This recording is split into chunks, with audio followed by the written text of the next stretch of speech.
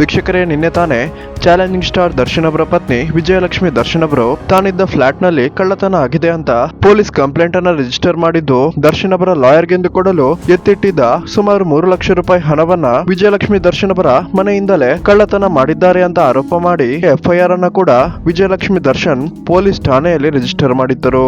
ಇದೀಗ ವೀಕ್ಷಕರೇ, ವಿಜಯಲಕ್ಷ್ಮಿ ದರ್ಶನ್ ಅವರ ಅಪಾರ್ಟ್ಮೆಂಟ್ ನಲ್ಲಿದ್ದ ಈ ಒಂದು 3 ಲಕ್ಷ ರೂಪಾಯಿ ಹಣವನ್ನ ಕದ್ದಿರೋದು ಯಾರು ಅಂತ ಗೊತ್ತಾಗಿದ್ದು, ಅಷ್ಟಕ್ಕೂ ವಿಜಯಲಕ್ಷ್ಮಿ ದರ್ಶನ್ ಅವರ ಮನೆಯಲ್ಲಿ ಕಳ್ಳತನ ಮಾಡಿದ್ದಂತಹ ವಿಜಯಲಕ್ಷ್ಮಿ ದರ್ಶನ್ ಅವರಿಗೆ ತುಂಬಾನೇ ಹತ್ತಿರವಾಗಿದ್ದಂತಹ ಆ ವ್ಯಕ್ತಿ ಯಾರು ಅನ್ನೋದನ್ನ ಈ ವಿಡಿಯೋದಲ್ಲಿ ನಾವು ನೋಡ್ಕೊಂಡು ಬರೋಣ.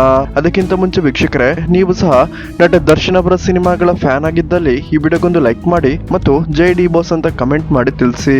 ವೀಕ್ಷಕರೇ, ವಿಜಯಲಕ್ಷ್ಮಿ ದರ್ಶನ್ ಅವರು ಪ್ರೆಸ್ಟೀಜ್ ರಿಡ್ಜ್ ಅನ್ನುವ ಅಪಾರ್ಟ್ಮೆಂಟ್ ನಲ್ಲಿ ವಾಸವಿದ್ದು, ಈ ಒಂದು ಅಪಾರ್ಟ್ಮೆಂಟ್ ನಲ್ಲೇ ನಟ ಚಿಕ್ಕಣ್ಣ, ಸಾಮಾಜಿಕ ಕಾರ್ಯಕರ್ತ ಪ್ರಶಾಂತ್ ಸಂಬರ್ಗಿ, ನಟ ಧನ್ವೀರ್ ಗೌಡ ಸೇರಿದಂತೆ ಹಲವಾರು ಸೆಲೆಬ್ರಿಟಿಗಳು ಈ ಒಂದು ಫ್ಲಾಟ್ ನಲ್ಲೇ ವಾಸವಿದ್ದಾರೆ. ಇಷ್ಟೊಂದು ಬಿಗಿ ಭದ್ರತೆ ಇರುವ ಈ ಒಂದು ಅಪಾರ್ಟ್ಮೆಂಟ್ ನಲ್ಲಿ ಯಾವ ಕಳ್ಳರು ಕೂಡ ಬರೋದಿಕ್ಕೆ ಸಾಧ್ಯವಿಲ್ಲ.